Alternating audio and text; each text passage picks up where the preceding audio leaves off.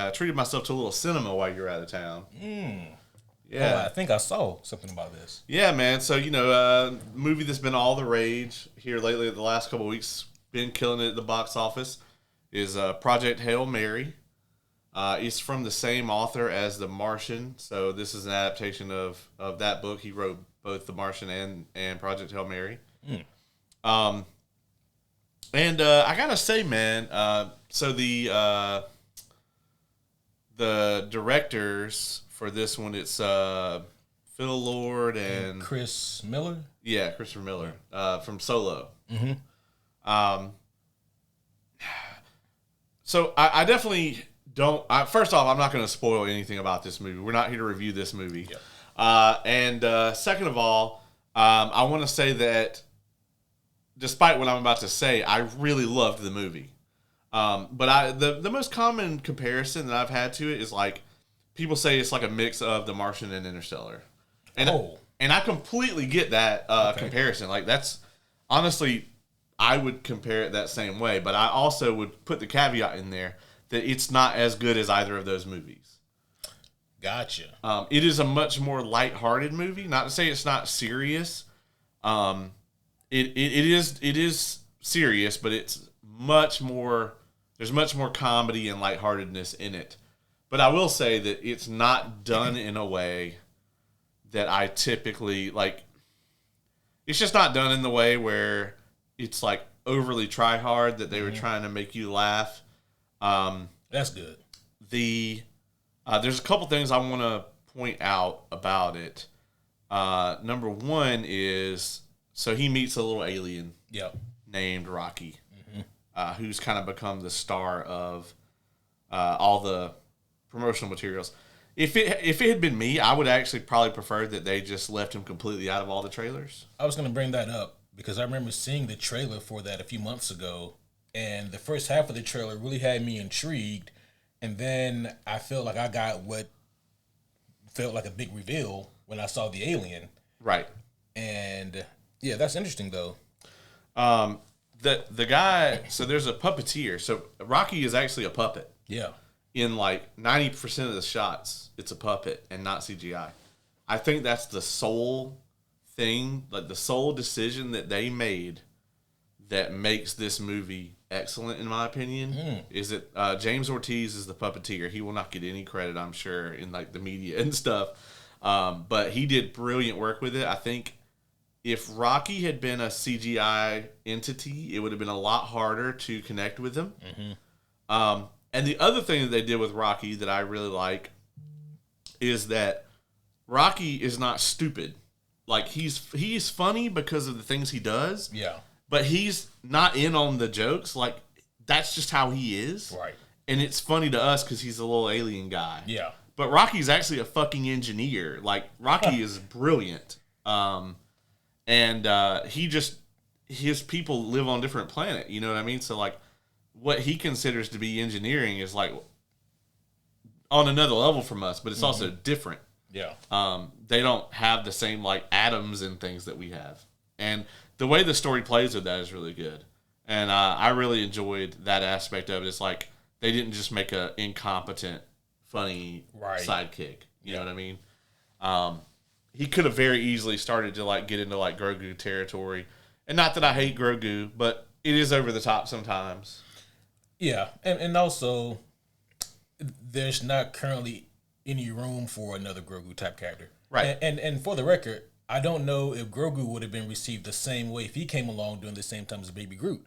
Like, there's only room for really one of those at a time. Right. Yeah. But I'm glad to hear that Rocky isn't one of those. No, I wouldn't consider him to be like that. He's very much like I think he's like the emotional center of the movie. And I'm not trying to take anything away from Ryan Gosling because, like, this is my favorite Ryan Gosling role. He killed it. He killed it, 100%. I have not seen 2049. Okay, yeah, that's... So, I will also throw that caveat out there. Yeah, I'm about to get kicked off the show for this, but I was going to watch both of them. For whatever reason, I decided one weekend, I'm going to go watch all these movies that Ace tells me I should watch that I haven't seen. And I just started binging them. Yeah. And then I ended up watching the original Blade Runner, and it immediately ended that binging. I was like, nah, I'm gonna take a break from this. So I haven't gone back to 2049, but I do want to watch it because I feel like I'll really like it. Yeah, it is vastly different from the original Blade Runner. I'll go ahead and tell you that. Yeah. The original Blade Runner, I don't know of anyone who watches that on their first watch through and goes, "Yeah, that was stupendous. I want to do this again." Blade Runner 1 is immediately a very much a acquired taste of a movie, and you also have to watch the right version. And there's like 4 versions. You know, there's actually another film that came out around the same time that people tell me that about, and it's Dune 84. So I won't kick you out for not enjoying Blade Runner, but I will kick you out for comparing it to Dune 84. I will. I do more than kick you out actually for comparing it to Dune 84. That is unfounded. Don't take me to Suplex City. I'm sorry. You know, I'm not saying that they were comparable in any way. I'm just saying that people also do tell me that about Dune 84. They're like, "Oh yeah, who tells you that about Dune 84?" I know like 4 or 5 people that like that movie. Really? Yeah. I told you. I think I told the story on the podcast about the coworker who was gonna watch the new Dune movies, and then he started with the old one and said, "I'm not watching any more of this shit." Yeah, the fact that he even made it through it, you know, we just did it because we had to do it for work, right? You know, he did it for fun. Well, I bet he didn't have any. Yeah, no. So, no. 84 is terrible. Oh, shit. So let me ask you. We haven't caught up in a bit. Have you seen the trailer for the Harry Potter show? I know you haven't seen any of those movies. I haven't seen the trailer. I've seen like the viral pic of a casting that's been going around For the Snape actor. Yeah. Here's the thing, right? I don't have, like you just mentioned, I don't have any real knowledge of Harry Potter. So when I saw this image of this guy, I said, okay, so he's playing old buddy Snape. Like, cool. But apparently the internet did not think it was so cool. So I wanted to touch on this, and so I'm gonna explain it to you. So, you know, obviously the really super obvious choice for Snape, you know what he looks like, right? Yeah. The super obvious choice would have been Adam Driver. Like, I think a lot of people really thought, like, oh, you know, they'll get Adam Driver. Mm-hmm. I don't know if they can afford Adam Driver for this role. I mean, he's a main character, but he's not like I feel like if you get Adam Driver, like, he's got to be on the screen a lot. Yeah. And he's also probably not willing to commit to, like, you know, a decade of TV either, you know. I know he has a good relationship with HBO because that's actually where he got his start. But, yeah, man, I don't know very many big-time Hollywood, like, film actors who are willing to go, yes, I will commit 10 years of my life to TV. Because he'd have to be in it damn near every episode. Right. But so that's one thing. The guy's name is Papa Escobedo, and I had to look that up. Mm-hmm. I really like this guy. That time travel show that I was watching, Lazarus Project. Oh yeah. He's the main character. Oh, okay. Yeah, he's actually been in quite a few things. He's actually a stage actor, I believe, by trade. And most of the greats are, you know, Hugh Jackman, Ian McKellen, Daniel Radcliffe. Right. Not mentioning him for any particular reason here. And so, yes, it's a traditionally white character, and they've replaced it with a black actor. And so, you know, there's always a certain small sector that doesn't, you know, they're always going to make a big deal out of that. Yep. But I also hate this casting for, like, the damn near opposite reason. Okay. And the reason that, like, there's so much fear about this, not just the normal amount of, like, oh, you know, first off, let's just start at the basics. The costume looks fucking awful, right? The tracksuit wizard thing looks fucking, it looks fucking terrible, you know? So, like, the costume design is really, really bad. Don't like it. But I think the reason for me is in the story, in the books, and this happens in the movies too, but in the books, which this show is supposed to stick closer to the books. Also, before I go into this, obligatory, just fuck J.K. Rowling. I hate her. You know, I'm just explaining this because it's a thing. In the books, Harry doesn't like Snape from jump. He's like, don't know what it is about this guy, but I just don't fucking like him. And when you change him to be like the only person of color on the staff, that makes it real problematic. Correct. It completely recontextualizes it Yeah. all. And also, like, you know, the whole deal is like back in the past, the reason he doesn't like Harry and Harry picks up on like, oh, this dude doesn't fucking like me and I don't like him, is because Harry's dad bullied the fuck out of Snape when they were in Hogwarts together as kids, right?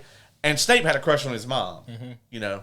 And so, like, it also recontextualizes his dad to make his dad look like a fucking racist. Yeah, and that he raised a little racist. Yeah, and yeah, exactly. And I'm like, that's why there's all this outcry about it. It's not just, oh, you changed this character to a different, you know, to a different race. Like, I don't typically mind that, but the way that they did it, it's like the context of it changes.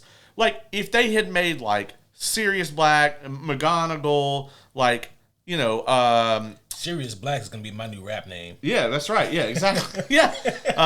Professor McGonagall, like, you know, they could have changed like 3 or 4 people on the staff to people of color, and that would have been absolutely fine with most people.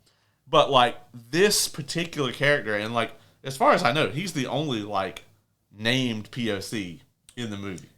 Yeah, the way you explain it right there, wonderfully explained, by the way, but that does add a lot of context to the whole conversation surrounding this casting. It's problematic as fuck.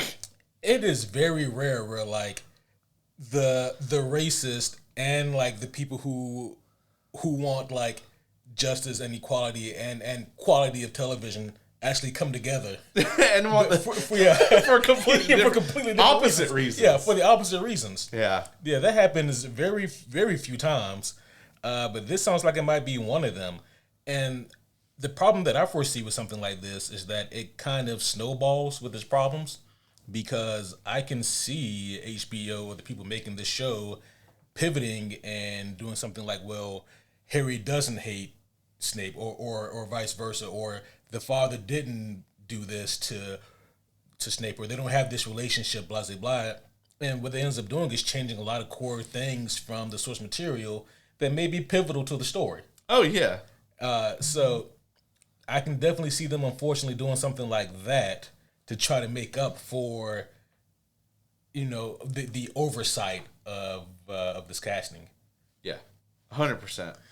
Yeah, that's and either way, it's bad, right? They're either gonna dig in their heels, yeah, or they're gonna start making changes, and like either one, I think would be awful. Absolutely. I do have to say though, like, just taking my personal feelings out of it, just watching the trailer as a critic and as someone who unfortunately really well knows the source material, and trying to watch it objectively. That casting is the thing I have issue with, and I actually was really pleasantly surprised at pretty much everyone else. I thought that Ron and Hermione, I thought that they very much cast kids that look like Rupert Grint and Emma Watson rather than trying to make them more like the characters. Harry, they definitely tried to make him look more like the art in the books. Okay. And he is actually my only other problem really with the cast. I actually think everybody else, I think McGonagall, Hagrid, all of them, I think they kind of kill it just from what we've seen in the trailer. But Harry, the kid that's playing him, he is no Daniel Radcliffe. He's kind of stoic and emotionless. Like, so much of it really, he looks like things are just happening around him rather than to him. Mm-hmm. Like, they show him get his Hogwarts letter. You know, Daniel Radcliffe gets the thing and he reads a little bit of it. And as he's reading it, his eyes are getting bigger and his face is like, expression is changing. He's like, but this kid gets a letter and he's just, I just got a fucking letter, you know. He's like, he just, you know, even when like his aunt is like talking down to him like he's a piece of shit, he doesn't look traumatized or anything. He's just kind of deadpan staring at her. And I'm just like, this kid, I don't think he can fucking act, but I don't want to say that just based off the trailer. Like, I could be wrong. Like, they could have just not, you know, whoever picked out the shot of Talia al Ghul dying in Dark Knight Rises is the same person that picked out these shots for this trailer. That person's like the lead cinematographer. Yeah. So I'm like, man, yeah, I don't know. But It's got to be like something like that, or the kid's just not good, and they just were like, "Oh, you look just like him, and so you can be him." Man, you really hope that is not the case because, especially for me, I feel like we finally hit a point within the past, I would say, 10 to 12 years in Hollywood where like kid actors are finally good. Yeah, and I would just hate to revert back to what kid actors, for the most part, used to be. I mean, honestly, like, they had to get them all three of them right. But, like, Hermione is the most important one to get right, and I think they did a good job. There's actually a video out there of this girl, and, like, once again, fuck J.K. Rowling, but I don't hold anything against these actors, right? That's not okay. There's no kid of that age that gets this role and turns it down. I don't care. Yeah. And the girl that they got to play Hermione does like a perfect Emma Watson as Hermione, like impersonation, where if I didn't know it was her, I would think it was Emma Watson. Damn. She's really fucking good. And really obsessed with it, I think. And so like she, I think for the early seasons in this case, is probably the most important character to get right. So maybe this kid will learn how to act. But by like the 4th or 5th season, this kid's really going to have to know what's going on because, early on in the show, he's kind of like Clark in Smallville. Things really are kind of just happening around him. Yeah. You know what I mean? It's like, he's always on the screen, but like things, happen around him. You know what I mean? It's like if you watch Smallville and most of Clark's lines are, "What do you mean?" Or, "How did that go?" Right. Or, "How's that going to happen?" Because it's just like, it's a lot of him asking questions, and then the other person says their lines and does the exposition, And it's kind of a lot like that for Harry. He kind of comments on things. But most of it is like just the people around him being super enamored with him as like his like celebrity status that he really did nothing for, He doesn't really want it either. He didn't even know about it until he was sent there. So this is, I don't know what brought this to mind. Maybe it's still the trauma I have from you trying to compare Dune 84 to Blade Runner. Yeah. But I watched an interview recently. It was Chris Van Vliet, the wrestling podcast. Yeah. He had Sam Roberts on. And, obviously they spoke a lot of wrestling. But before they got into the wrestling, they were speaking about just some of their favorite media. And I know you haven't seen this, because if you had, you would already be livid. Oh, no. Yeah, so... Is this about to be some Last Jedi bullshit? Maybe even worse for you. I don't know. It's like, I took offense to it, so I can only imagine how you would feel about this. So they were talking about some of what they consider to be like a perfect 10 movie, and Chris Van Vliet, he said this many times on his own podcast. He said he thinks that the first Back to the Future for him is a 10 out of 10. He absolutely loves that movie. And I said, that. Yeah, I said respect. And it's a weird take. I think most people think the second one, but yeah. Yeah, well, I can see either one. I actually, to me, I try to look at all three of those movies as a whole. To be honest with you, because like I think they're all really good. Like I don't think the quality. I don't think there's a significant quality spike or dip really. That's true. With any of them, I think they're all insanely well made. Yeah, I'll give you that. Like I know they didn't, but if you told me that they just filmed all of them back to back and then cut them, I'd believe you. Yeah, they do feel that way. Yeah, but Sam was trying to think of what he would consider to be a perfect 10 movie, and I think he did name some. I don't exactly remember what he said, but it's the conversation that followed that really got my attention, because they were trying to think of like other 10 out of 10 movies and who would make some, and obviously Nolan came up, and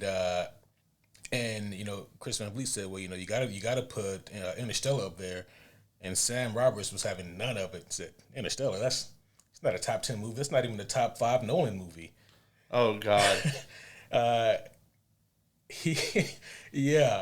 so he proceeds to just, I don't want to say he shits on it, because occasionally he did say he enjoys Interstellar, but in comparison to, he said, the entirety of the Dark Knight trilogy, in comparison to Prestige, which I do agree with. I mean, Prestige is perfect. Yeah, so. Yeah.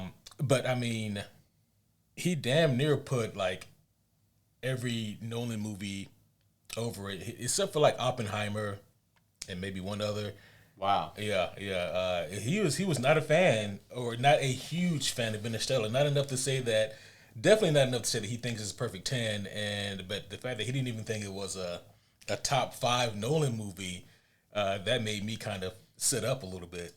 Yeah, that's awful. Yeah, so I actually had somebody come at Interstellar recently, because I actually had somebody tell me that Project Hail Mary was better. They were like it's like The Martian and Interstellar combined, but they said it's like better than both of them.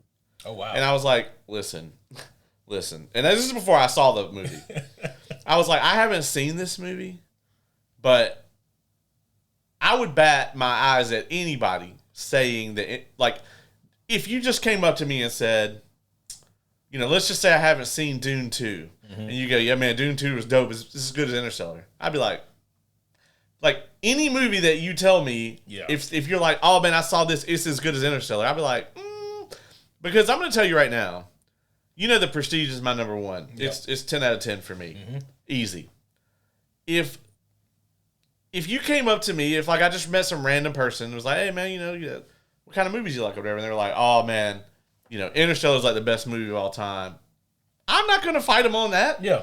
You know, I'm not going to be like, oh, well, you know, Prestige, like, you know, I'll be like, oh, true. Yeah. You know, fair. That's fair. Right. You know, so like for anybody to try to middle that movie is crazy to me. Like, and I hate to ever say this because, you know, early like Rick and Morty seasons, there was this really kind of toxic viewpoint of like, you either think this is hilarious or you don't get it. Yeah. And I disagree with that, although it is true with that show with some people. Like, don't get me wrong, there are some people that think that the humor is just beneath them, and I understand that. But there's also some people that are watching that show, and they are Jerry's. And some of them think they are Rick's, and they are Jerry's. Oh, no. There is a degree of, like, people that watch that show and don't like it because they don't get it. Yeah. And I have to say that that's the first thing that comes to my mind with Interstellar is, like, do you understand it then? If you're going to say it's not a top Nolan movie, like, do you understand it? And by the way, it's okay if you don't, but you just have to say that. Yeah, you just say that. Yeah. Or you know, there's always the it's not for me. Yeah. That's fine. Like, maybe you don't want to be sad for 3 hours. Well, yeah, which is understandable. Maybe you don't want Hans Zimmer to yeet you into a pit of despair over 3 hours. But to wrap up this portion, though, he ended their discussion about, like, top 10 movies by talking about things he doesn't like. And I thought this wrap-up was hilarious. I don't agree with it, but I thought it was hilarious what he was alluding to. He says something along the lines of, there's just certain sci-fi movies I don't really care for, or certain sci-fi elements I don't like. I don't like a lot of space movies, especially ones with a lot of sand. And I was like, okay, well, I see where you're getting at here. Yeah. But yeah, so it's always interesting hearing people who are so passionate and can yet be so wrong sometimes about things. We actually got to see that Dune trailer in the GTX when we went to go see Project Hail Mary. They didn't play Spider-Man. But they did play that Dune trailer, and it was dope as hell, and I can't wait for the third one. One more thing, I guess, before we get into the review. Yeah, we're reviewing an hour-long episode of TV and not a movie here tonight, so we can bullshit, guys. We're gonna get to it. Plus, it feel like it's been a while, even though it hasn't been that long. We didn't get to have our regularly scheduled episode with you guys.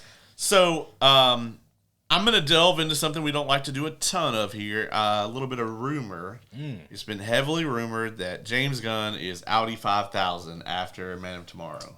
Really? So my question to you is, what are your thoughts on that, and do you think he will go home to Marvel? I think that's awful, first and foremost, because the man was really cooking with hot fish grease. He was on to something. He really reignited the comic booky flavor of the superhero craze with his 2025 Superman movie. and he was really building something here.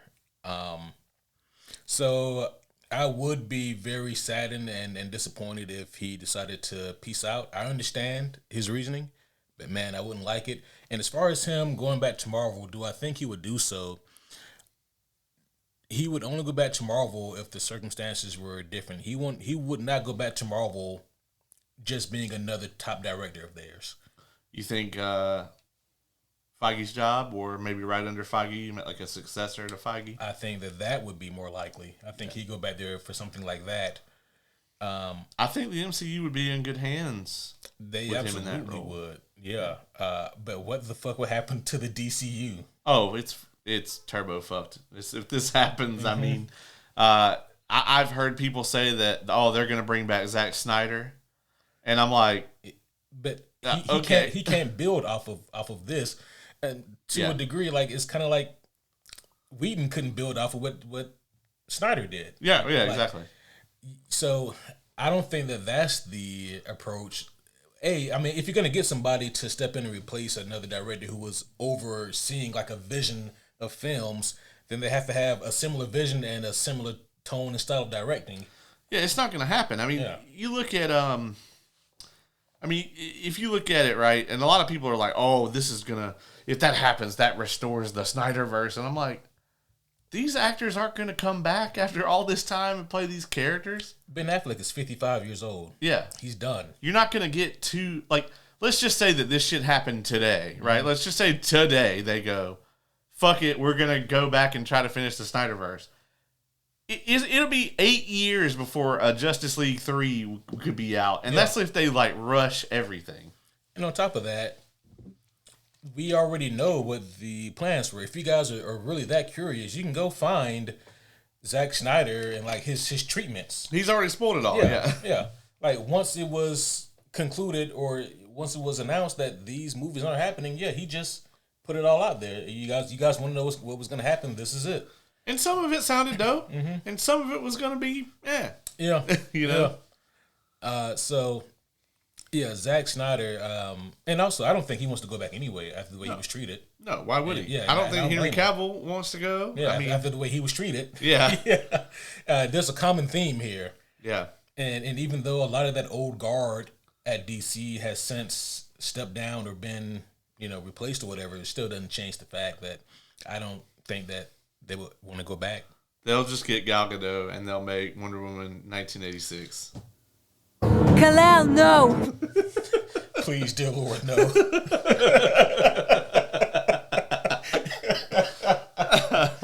Holy shit. Oh, man, that's also potentially awful news. It's not confirmed. It's just been heavily rumored. They haven't said anything about it. I tell you what, fucking Skydance, Netflix, whoever the fuck owns it now.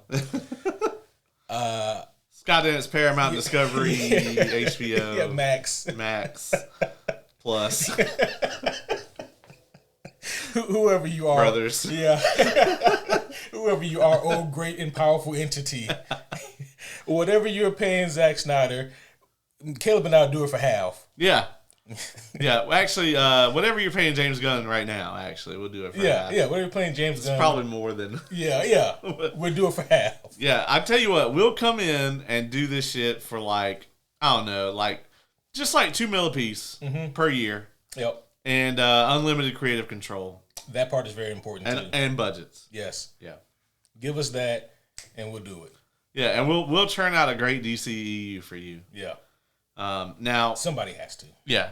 Now, you may not think that Dick Grayson needs 7 movies, but I'm gonna make it work out for you. Oh, you meant like a 7-episode season of television? No, I meant like we're gonna introduce him in like a Batman, and he's gonna have his own solo film, right? And then he's gonna like do another Batman thing, and then we'll have a whole movie where he goes off and joins the Teen Titans for a bit. Okay. Maybe we make that a 2-parter, and we'll do the whole Slade Wilson thing. And then he'll go back and have another movie with Batman. And in that movie, he's gonna become Nightwing. See, and then we're gonna go have a Nightwing quadrilogy. Ooh. After that. Yeah, I don't know if you know this or not, Caleb, but not only are there more characters in the DC. Oh, we're gonna do other stuff too. Okay, but there's also more than one Robin. Yeah. So and after those 7, after he becomes Nightwing, we can bring in one of those. Oh, just want to okay. Yeah. We're really gonna have to talk about those details. I think maybe off mic. Yeah, I mean, obviously, because we're gonna want to do Red Hood at some point, so we have to bring in Jason for like about 30 minutes just to kill him. Long enough to kill him and bring him back. Yeah. Okay. Yeah, we're just gonna gaslight the audience and just have him be like, "Oh, man, who the fuck is this kid?" And we're just gonna act like he's been there the whole time. So not even a real introduction, just just gonna be there. No, they're just gonna be. We're gonna start it, and they're just out on a mission. Yeah. And Batman's gonna drop some context clues. Like I've told you 1,000 times not to do this. Like they've been working together for years. And they're just gonna be like, "Oh, Master Wayne, you know how that Jason Todd is. He's always been such a hardhead." Yeah. Yeah. And the audience is like, "What the fuck?" Yeah. And then we're gonna do some Family Guy style, like where Jason's like, do you remember that one time? Yeah, remember when we stopped the penguin from robbing the museum? And then they'll do a flashback. Oh no. We'll do it for a quarter or whatever you're playing, James Gunn.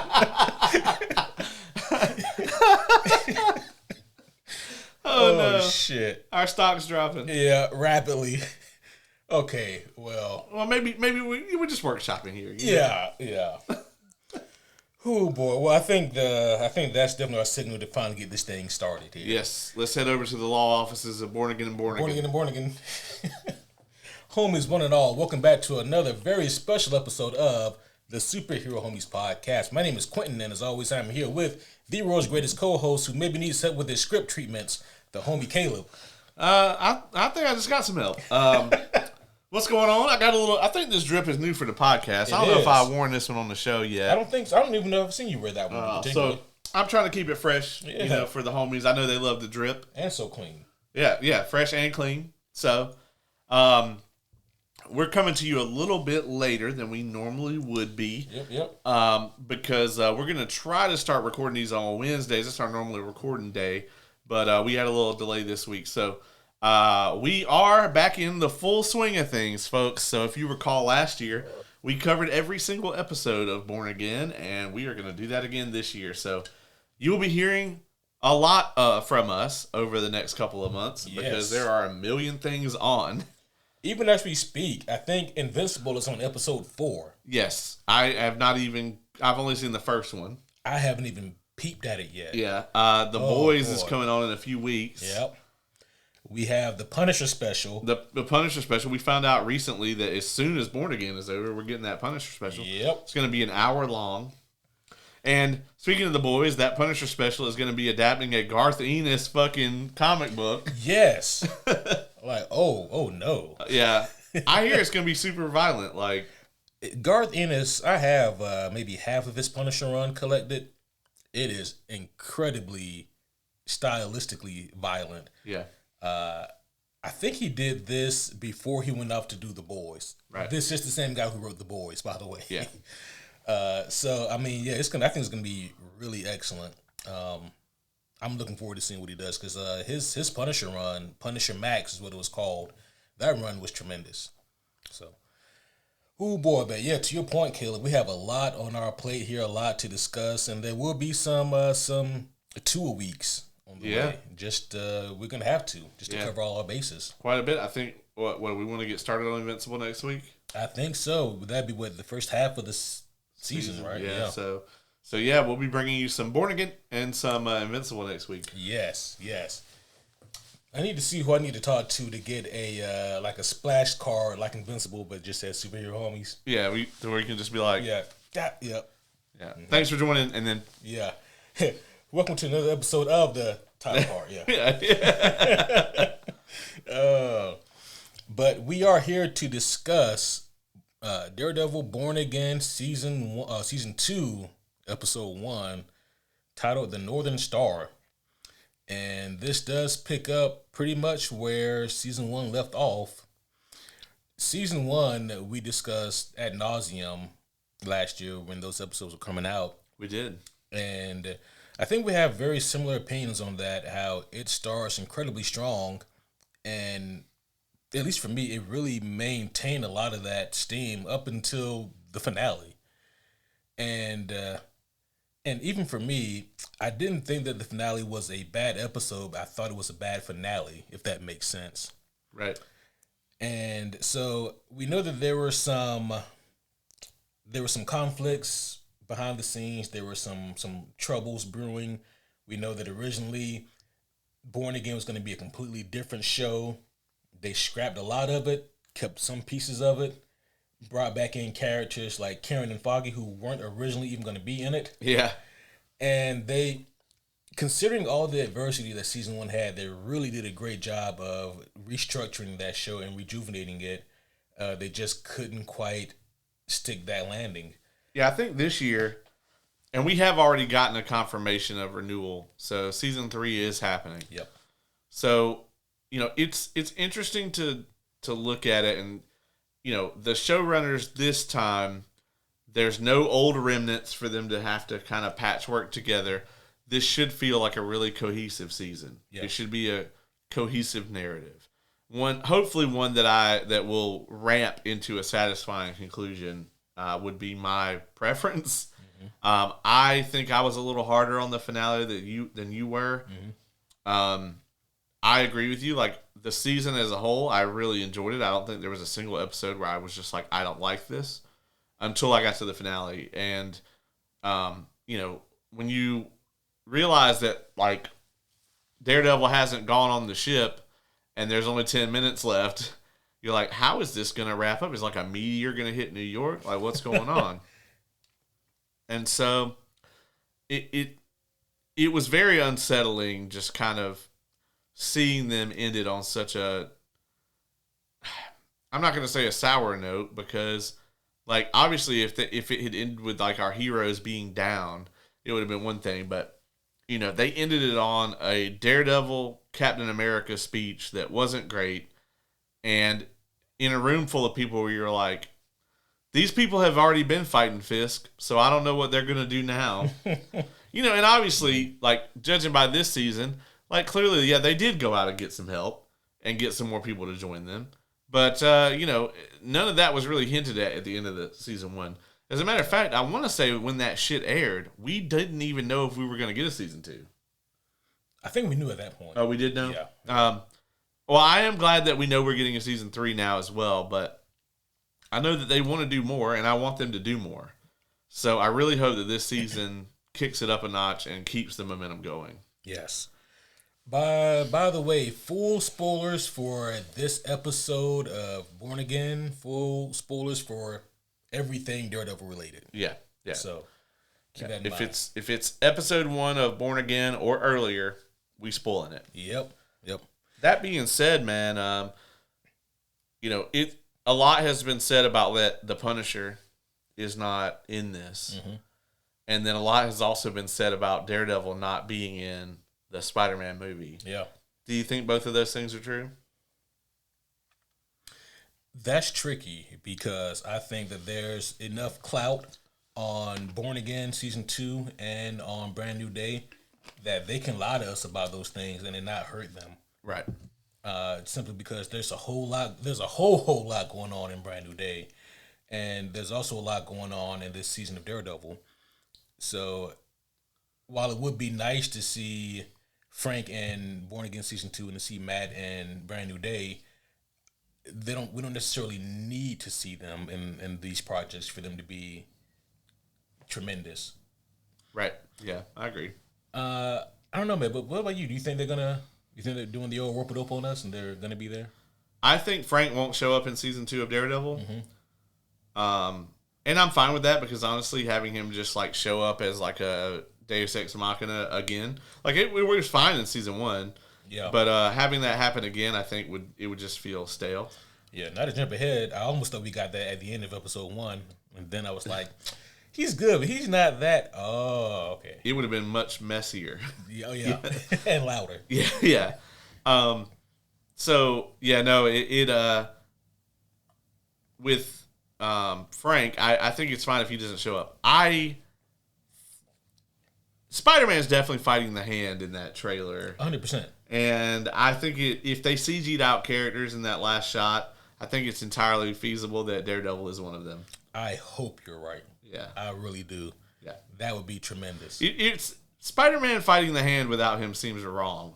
It does, yeah. You know? Yeah, like you're fighting the hand in New York City without Daredevil being there. Yeah, I mean, he must be doing fuck all if that's the case. I'm telling you this, man. If something happens in this season of Born Again where Fisk is fed up and he's like, my shitty ICE agents aren't getting the job done, I'm gonna get some outside help, and and he alludes to the hand coming in, the 100% then they're teamed us up to see Matt in Brand New Day. Yeah, and I gotta tell you, I feel like he already has. So we'll just go ahead and jump into it here. Matthew Lillard's character, Yeah. Mr. Charles. Yes. Is there a comic reference there, or is this just a somebody really liked Inception? More of the latter, man. I've read a shit ton of Daredevil, guys. I own a shit ton of Daredevil comic books. I'm not familiar with the Mr. Charles. If he is there, then I missed that character. But I think that this is just a temporary false identity until they tell us who he really is. Yeah, I honestly think that this guy, obviously he has connections, I think, maybe even higher than Fisk. Well, we know that he was talking to Madam Hydra. Madam Hydra, number 2. So we know that he has connections to her. Now, is that his immediate boss? I don't know. Yeah. And Miss Desfontaine, Allegra Desfontaine, do we really know what her status or relationship is with the Thunderbolts? Yeah, we don't know. Okay. If she's still leading them, quote unquote. If they're you mean the new Avengers? The new Avengers. Yes, yeah. If they're working under her or not, we don't 100% know the status of that, and we probably won't until the end of this year. I would imagine, unless Spidey drops some info to us. Yeah. If she does still have some pull over them, I think it'd be tremendous if Fish tries to pull a favor through Mr. Charles pulls a favor through Desfontaine, and she sends maybe 1 or 2 Thunderbolts down. Yeah, that would be crazy. Yeah. Look, man, if she sends Yelena, y'all's in trouble. I think you're gonna have some problems. I think their biggest problem would be Buck. Yeah. Well, especially if he reverts back to Bucky. Yeah. Well, I don't think that's Buchanan gonna Barnes. happen. Yeah. Yeah, I don't think that's gonna happen. But yeah. This Bucky now, he's a little bit more diplomatic, a little bit more willing to listen. But yeah, that old school Bucky. I think he would. I don't think he would fuck up Matt, but I think he would fuck Frank up for sure. And I'm just mean I don't think he would mess with Matt. Yeah. But I think Frank, he would probably take Frank out. This guy's a psychopath. Yeah. And I love Frank, but Bucky, if it's between him or Bucky, man. Yeah. Bucky fought Captain America. Right. Multiple times. Yeah. And won at least one of those fights. Right. Yeah. It'd be a fun fight, but it wouldn't go in Frank's favor, I don't think. Yeah, it would be a short, fun fight that Frank would end up losing. Right. I think that they probably send U.S. agent if they send anyone. Oh, well, Frank's going to kill a U.S. agent.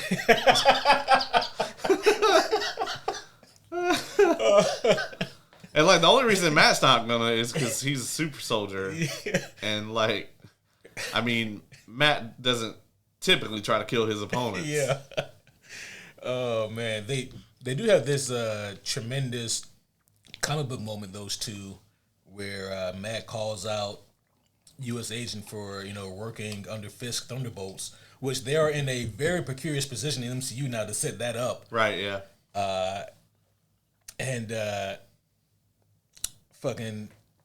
U.S. agent, he says something along the lines of, I don't know why they sent you. I'm already right with God. And Daredevil replies, "If that were true, then he wouldn't have sent the devil." And then he kills the lights, and they start going at it. I would love to see that live action. However, if they brought in any Thunderbolts, they've done a tremendous job keeping that secret. Yeah, I mean, I'm gonna be honest with you. I would really love to see U.S. Agent and Bullseye fight. That'd be a great fight. Which it's pretty clear that Dexter is going to be involved here. Absolutely.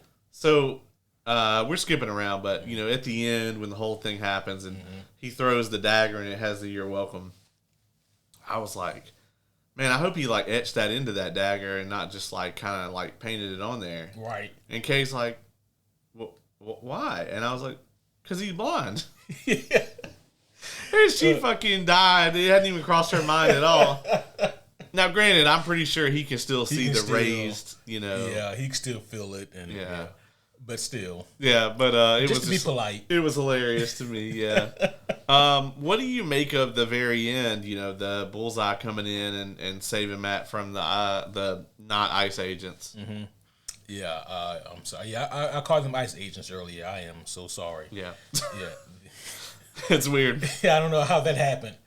No, I think that as batshit crazy as Dexter is, he knows that he wants to take out Fisk. I mean, Fisk did break his back. Yeah. And then try to kill him. And then try to kill him, And for whatever reason, Dex is having a hard time overlooking that. So, I mean, and also, like, framed him for all sorts of shit. Uh-huh. And it's to the point where Dex is like, yeah, Fish did all that to me. The only thing that Matt did was throw me off a building. Yeah. And he did that because I killed his friend. Because I killed his friend. Yeah, so I think that he knows that Daredevil was looking for people to help. And while Bullseye would kill everyone along the way, he will try to stop Fisk. Yeah. I don't know that he wants Bullseye's help. Oh, he doesn't? Yeah. He doesn't even want Frank's help. Yeah. That's so true. Yeah. At least he can talk to Frank a little bit. Yeah. Yeah, like, I think that if Frank and Bullseye ever met, I think Frank would be like, "Hey, Red, I think this motherfucker's crazy."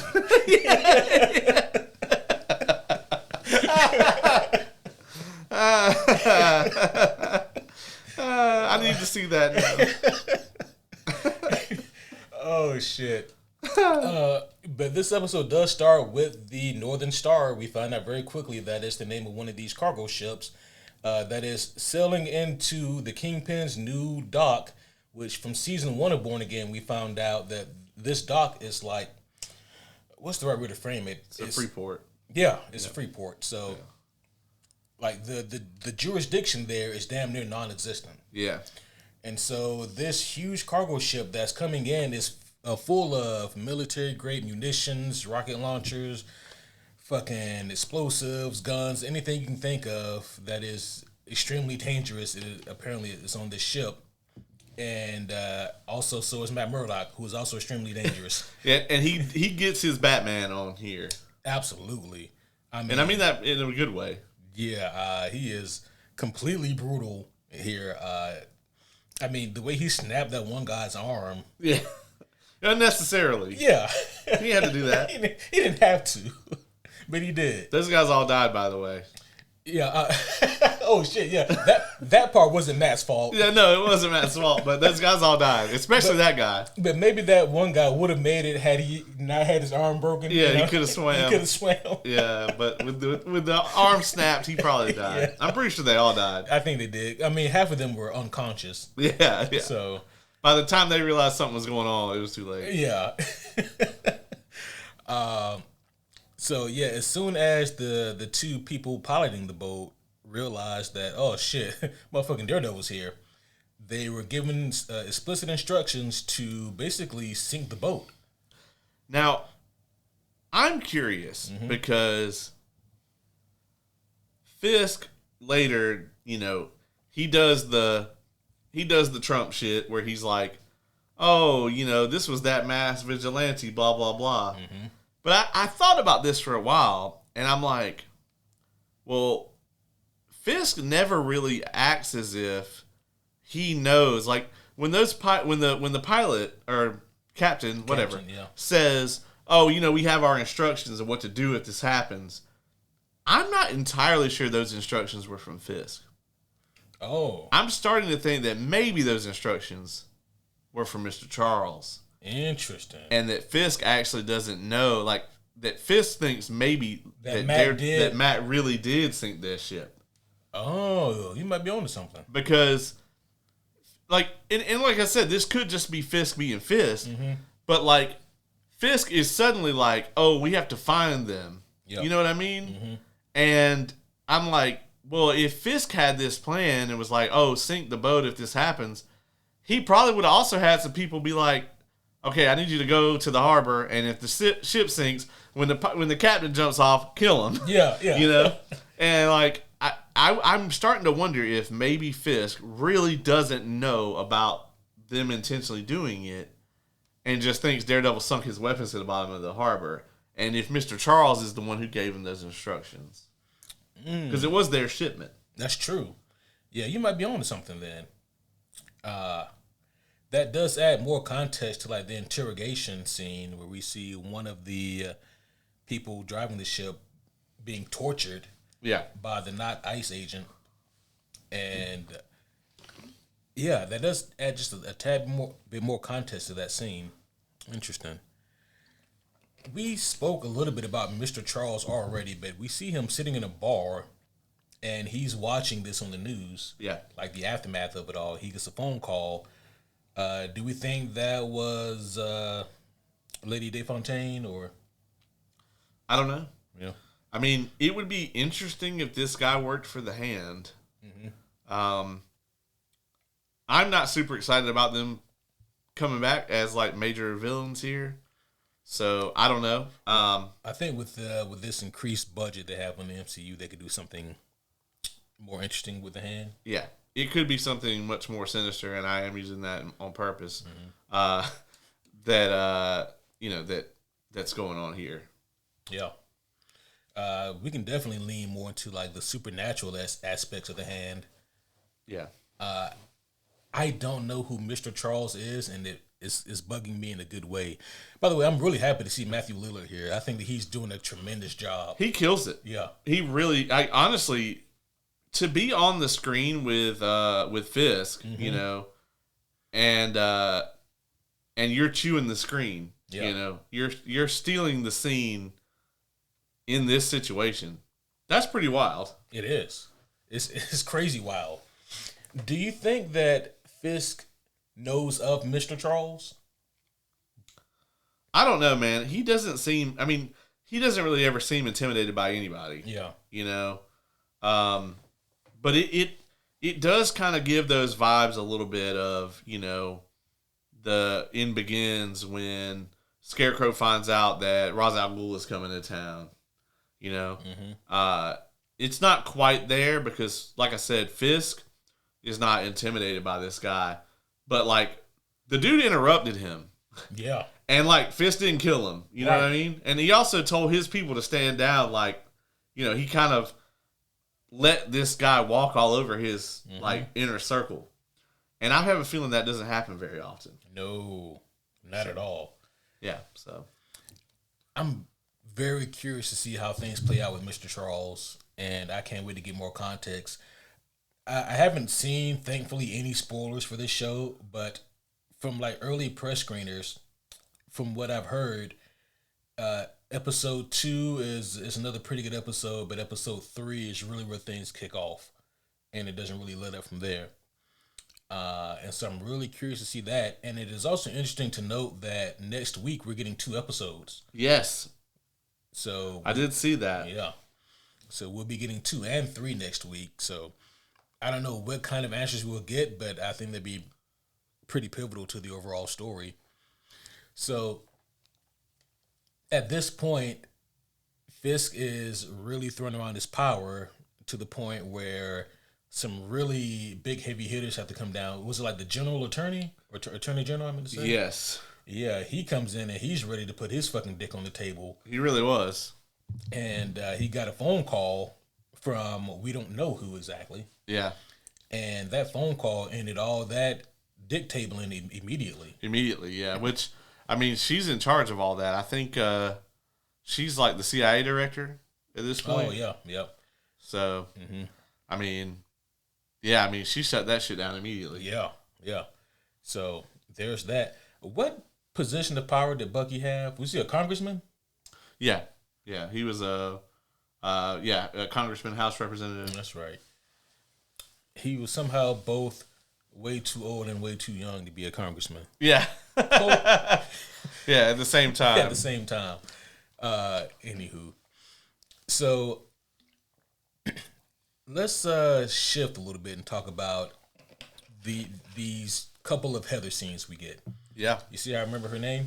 Yeah, I saw that. Yeah. That's crazy. I know. I could never get her name or her face right in season 1. It took him all of season 1 to remember her name. I'm going to be honest, man. I liked her okay in season 1, but I was kind of hoping that she was going to be left there. I'm honestly a little disappointed to see her back in the mix in season 2 and them trying to kind of give her an arc, because like I'm going to assume that they have a reason for doing this. I don't think any of us ever believed in her as a long-term love interest for Matt. No.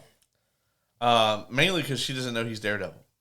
That's a big part of it. And she's still alive. And yeah, that too, yeah. And so I gotta hope that they have a plan for her. It's obvious that she's really traumatized by what happened with Muse. I mean, clearly, and understandably. But I'm interested to see like what they're gonna do with her. Right now, she's definitely the low point of the show for me. Yeah, I don't think I have a low point yet. As far as Heather goes, she's doing, I think, exactly what the show wants her to be, and that is to be kind of like this fucking turncoat heel character now, who has turned against our main protagonist, and that's what she's done here. And I mean, she's gone full heel, if we're being honest here. Yeah, I mean, she's straight up corrupt. Yep. You know. Yeah. She's corrupt. She's 100% against any person wearing a mask, which she's kind of always have been, but now it's just full tilt. And even to the point where she's lying about the people who she's supposedly or is supposed to be treating. Yeah. Now, as far as like her seeing visions of Muse, to talk about him a little bit, I'm sure we mentioned this on the season 1 reviews that we did, but in the comics, Muse he's an Inhuman, which, long story short, is why in the comics Daredevil can't sense him, which makes his fights with Muse way fucking more difficult. Right. Unfortunately for the MCU Muse, he's just a human, right? And Daredevil can 100% sense him, and Muse can sense the ass whooping that he got. Yeah. But just like in the comics, Muse is also killed, in the TV show Muse is killed. But one kind of wild thing that happens, and I think the TV show is going to do a variation of this, is that like in the comics, Muse, his soul or his spirit, whatever, doesn't linger in hell the way it should, and he finds a way to not come back. He possesses or highly influences another person to take up his guise. It was a young woman, as a matter of fact, who he is able to get a hold of, and she. Do you think Heather will become the new Muse? I think that she might. I think they're going something adjacent to that. Wow. Yeah. But I think instead of like his spirit, revitalizing, I think it'll be more like what she saw and the trauma from it all is going to kind of maybe lead her to something like that. I mean, she's definitely jumped the shark. I mean, she's over here like lying on Old Swordsman, And what's your take on Old Swordsman here? I mean, he obviously is about to not have a good time. Yeah, he's already not having a good time, but it's about to be worse, I think. Yeah, a lot worse. Yeah, Jack Ducan. Duquesne. Yes. First of all, Distant cousin of Denis Villeneuve. yeah, Denis Villeneuve.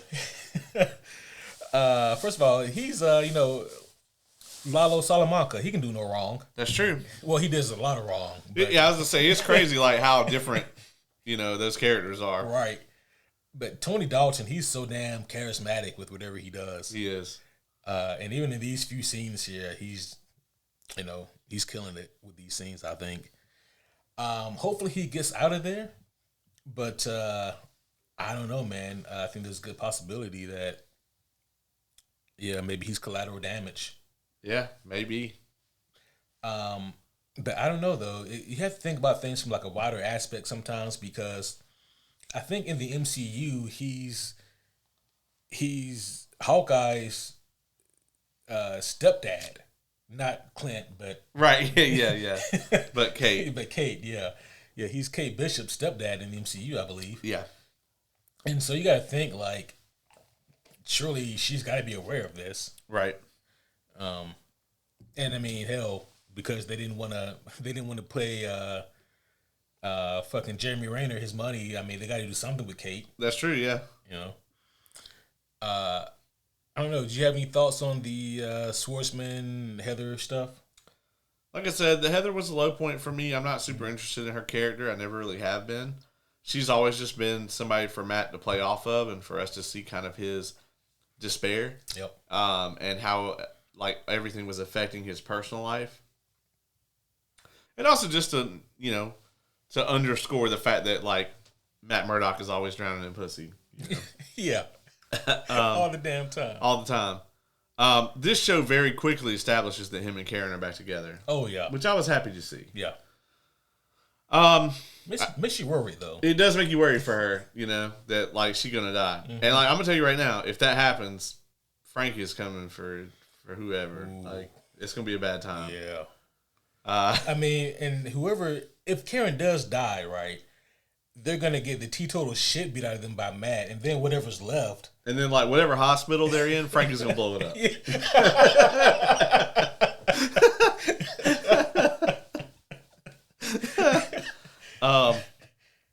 But I wanted to talk about Buck and who's the other guy? Buck is like his right hand man. Yeah, Wesley 2.0. Yeah, the new Wesley. Yeah, and Daniel. Oh yeah, Daniel, the deputy mayor of communications. Deputy dipshit. Yeah, deputy dipshit. Yeah. I feel like we're going to see in this season, we're going to see Daniel get thrown under the bus by Fisk. I think so, right? I feel like the seeds were planted when BB went to go see him at his new house. Yeah. And Daniel was like, Fisk provided all this for me. And BB explained it to him why that's like a really dumbass thing to do and also illegal. But Daniel wasn't really hearing any of it. I am glad that BB and Karen, yeah, they had that conversation. That was amazing. Yeah. And also it led into exactly what I was thinking, and that is how much of what BB is doing is Daniel aware of. And BB really wasn't sure. Yeah, I mean, she's really playing the system. Mm-hmm. And I love now that, like, we know 100% that she knows Fisk killed her uncle. Yep. Because it was kind of vague there for a while. It was, yeah. I think we figured that out at the end of season 1 when the commissioner, before he got his head popped, he was talking to BB, and I think he let the cat out of the bag. Yeah, he did. Yeah. And I think Karen just, like, confirmed it 100%. Yep. So I loved their scene together. Mm-hmm. I like BB. Yeah. I actually hope we get more of her. Yeah. She's playing a real dangerous game right now. She is. Because I worry about her too. Yeah. Daniel may be a dumbass, but, like, I'm going to tell you, BB, as soon as he realizes that you ain't going to give him no ass, he might start to put 2 and 2 together. Yeah. And he'll throw you under the bus to Fisk in a heartbeat. Absolutely. So we'll see what happens with her, but hopefully she pans out well. So let's talk about the end scene here. We get Cherry, And we see him and Matt, they're still boys, and Cherry's still doing a lot of work for Matt. This was very intentionally reminiscent of Foggy's death. It was. And we don't actually know Cherry's fate here, do we? We don't. Yeah. We do not. I know Pittsburgh is a long way away, but they didn't get that motherfucker to the pit. Right. Oh, shit. They'll have him back up in no time. Or they won't. Yeah, that's true. I mean, but also, no, he can't go to the pit because fucking Ice shows up there too. Oh, yeah, that's right. Yeah. So, yeah. Mild spoiler for season 2 of the pit. Ah, and I did it again. They're not Ice, Caleb. You know, in the pit, they really are. In the pit, they are. But yeah. I was like, no, in the pit, they actually are Ice. Yeah. Oh, shit. Amazing show, by the way. It is. Season 2 is also cooking. So. Yeah. I think I'm one behind now. But well, that's okay. It's super painful wait, and the finale is going to come out while I'm at JordanCon.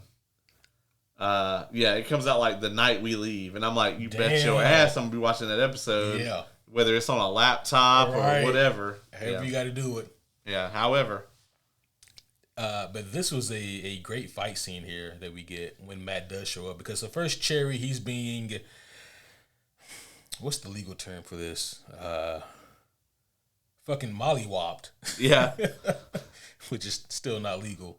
But yeah, they bust into his door, into his home, and they try to interrogate him because they know that Cherry and some other former cops have been looking for these two people who were on the boat, who were captaining the boat.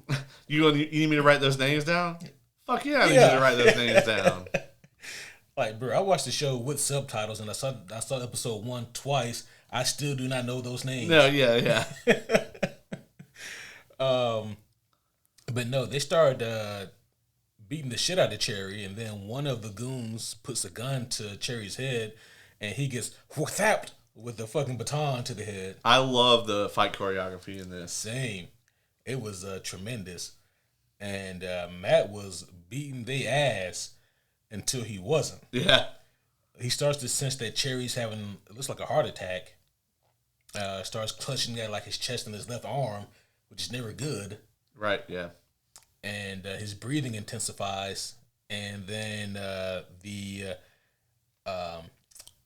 cooler agents, don't call them ice, the chill agents, they begin to put boots to ass on poor Matt, and he gets the shit rocked out of him.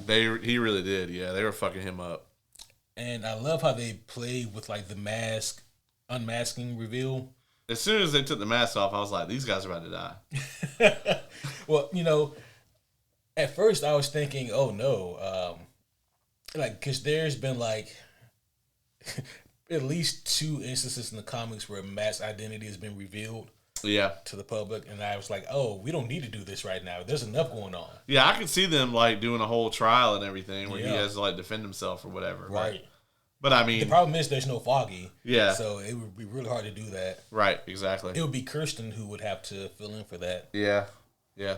But, fortunately for Matt, that's not really an issue because these men get eliminated with precision. Yeah.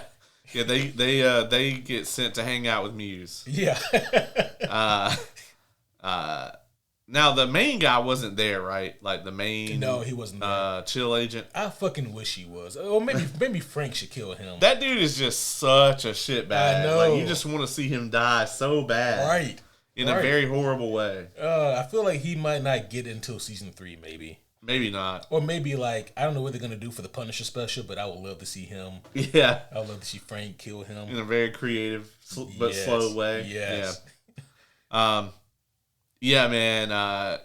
Him not being there is another clue, like that these guys are all about to get killed, and we just didn't know who it was going to be, and then obviously it's Bullseye, and that's like the big thing they wanted to leave us with. Yep. Where do you think they go from here? Do you think that we get old Wilson Bethel showing up next episode? If not next episode, then definitely episode 3. Yeah.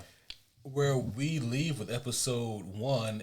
It's really open-ended, right? We don't really know exactly where we're going right into with episode 2.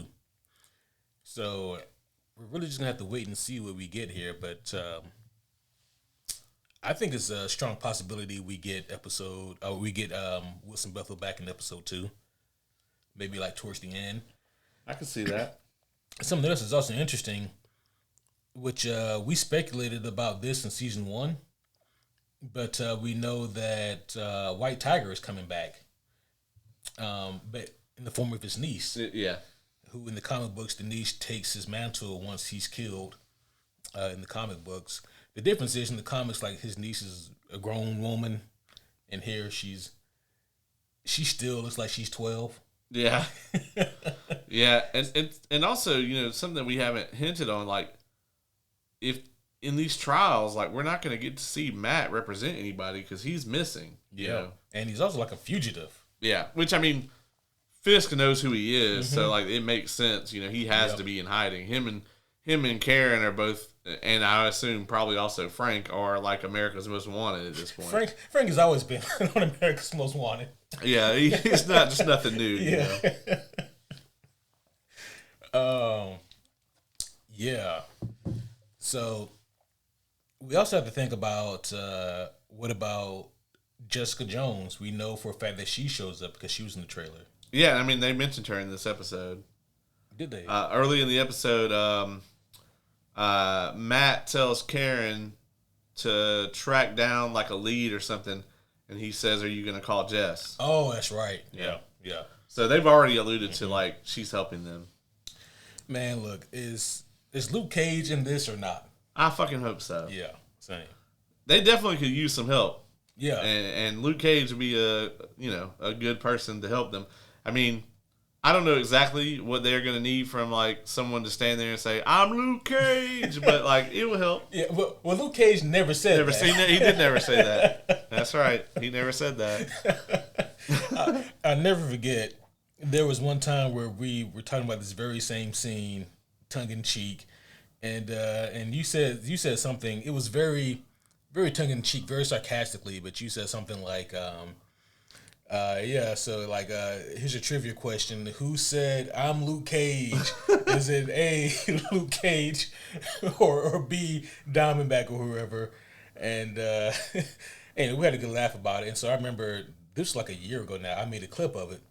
And someone replied and said, the answer is B, guys. I was like... Yeah, we know. Yeah. We know. That's the joke. Who else would you like to see show up here? I mean, I think that's probably enough. Jessica Jones, Luke Cage, White Tiger. Yeah. You know, we don't need Danny Rand. I'd be okay with Jessica Henwick's, you know, Iron Fist. That'd be great. You know, Finn Jones has been seen apparently hitting the gym, trying to, you know, get in shape. Well, maybe they're. I heard that they possibly gonna do a Game of Thrones like sequel. You know, maybe he's gonna be in a flashback for that. It's like, I gotta be jacked for this. For this flashback scene. Flashback. I gotta be a knight, damn it. I gotta be the Knight of Flowers. You know, I'm gonna have all this armor on, but I gotta be jacked like Henry Cavill. Yeah, I hope that. I don't know. I hope that's not it. You know, I would be fine with giving him another chance. Sure. It wasn't all his fault. That's all I'm saying. I mean, that's fair. I would actually love to see some Misty Knight. Oh, for sure. And she got the Bucky arm. Yeah. You know? Right. Yeah, that'd be tremendous. Yeah, she's been very missed. Yep. T.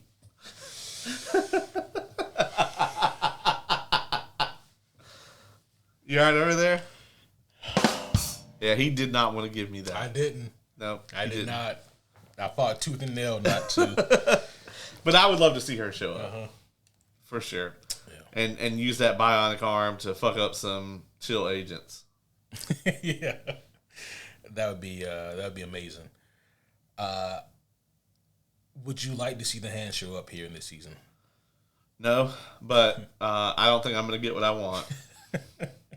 Just because, like, I just feel like they've done everything they could have done with the hand. You know, we got 2.5 seasons of the hand, and I was done with that shit about the 18th ninja fight in season 2.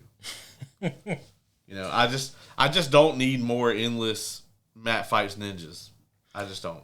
I think it'll be different this time maybe around. so. I mean, I'm fine with different, but I am not fine with same. Yeah. I don't think it'd be quite the same. We do know, like, I don't think it was Steven S. Tonight who said this, but it was someone who worked on the show who said they went with ninjas for season 2 because the show got renewed, but like their budget I think got actually cut. Yeah. And they were like, well, what can we do with this? We can have them fight ninjas. Yeah, we know that shit's cheap. Yep. and that's what we got. Yeah.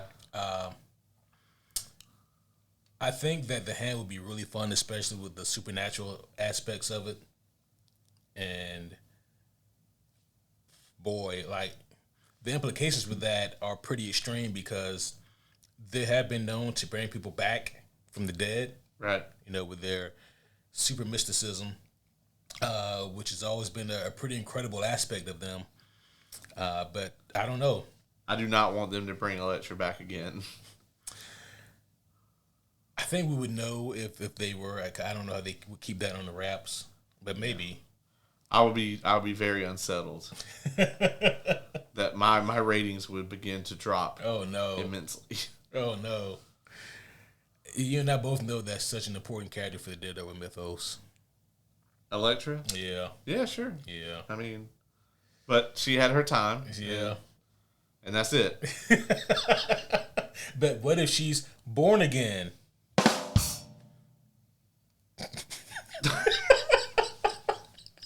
I don't care. I just don't. Okay. Oh, man. Okay. All right. Well, I think that we're about ready to score this one and get out of here. Yeah, I think so. All right. You first or me first? Which one do? You can go first. Okay. Well, I thought this was a very good, build episode. It gets us back into the world. It gets us into the mindset of our main characters. And we even get to see some characters interact. I think the standout, probably the 2 standout interactions from this actually don't even have Daredevil in them. It's probably BB and Karen, and then the other one is Fisk and Mr. Charles, seeing them kind of play off each other. But Matt is excellent here as always. As a matter of fact, I don't think Charlie Cox has ever been anything but phenomenal as Daredevil. Yeah. Anytime I've ever had any issues with anything he was in, it was never him. Yeah, he's pretty much the perfect casting for Matt. It's going to be really hard for anybody else to ever play this character, to be honest with you. That being said, this, it's definitely a little slow. We do get some action in this, and the plot's kind of moving forward, but obviously for a season premiere, it's a setup episode. I don't think that it's as strong as the premiere for season 1, but that premiere had a lot to do, and then also there was a giant set piece fight scene and a major, character death. Yeah. So that being said, this one, I think I'm going to leave it at an 8.0. If I had written it down, you still wouldn't believe me. That's the score I had in mind as well. Yeah, that happens a lot. Yeah, it does. Especially with this show in particular. Right. Yeah. I don't think we've ever been maybe more than like 1 or 0.5 off. Yeah, we've always been pretty close, especially with this show. But no, I had an 8.0 in mind as well, and for pretty much the same reason. I think that this is a really solid opening for this season. Obviously, it doesn't stack up to season 1 of Born Again for all the reasons you just mentioned. Mr. Charles is super intriguing, and Matthew Lillard is tremendous in this role, and I cannot wait to see more of him in this season. Fisk, we haven't spoken a lot about him, but he seems to be sweating a little bit, and I'm buying into your theory that Fisk didn't know about what was going on with the ship until shit went down. I think is really intriguing. I think that we will get a big physical threat at some point in this season. I don't know who, but I think whoever it is, they're going to kill Bullseye. And I don't know why, but I have that feeling he's going to bite it this season. And whoever it is that does that is really going to be I think the imposing threat here. Again, I could be wrong, but I just have a strong feeling. That's fair. There's so much to look forward to this season. There's a lot of characters they're going to bring back that I'm looking forward to seeing. I always really have enjoyed Kristen Ritter as Jessica Jones. Can't wait to see her come back. I'm looking forward to seeing the new White Tiger. From what we saw of her in season 1, she was great. And obviously, really hope that Luke Cage is coming back. Mike Coulter is tremendous, and he needs to come back and reprise this role. But even not, all that withstanding, man, this episode in and of itself, really strong setup episode, and I'm looking forward to seeing what happens next. So yeah, I also give it an 8.0 out of 10. Very nice. Well, homies, that is all for our review of episode 201 of Born Again, the Northern Star. And yeah, so next week we'll be coming back with our review of episodes 2 and 3 of Born Again. And 1 through 5 of Invincible. Yeah. So 1 through 5 of title card. It all depends on how lazy I am and if I forget. Right. Yeah. Yeah. I shudder to think of the day when it was just like the point and then there's just nothing there. I mean, we could make that a running gag where like I think we're gonna do it and then it just doesn't work at all. I'm just like, yeah, welcome to and you're like, what are you doing? And I'm like, you know the thing. You trying to buy a vowel?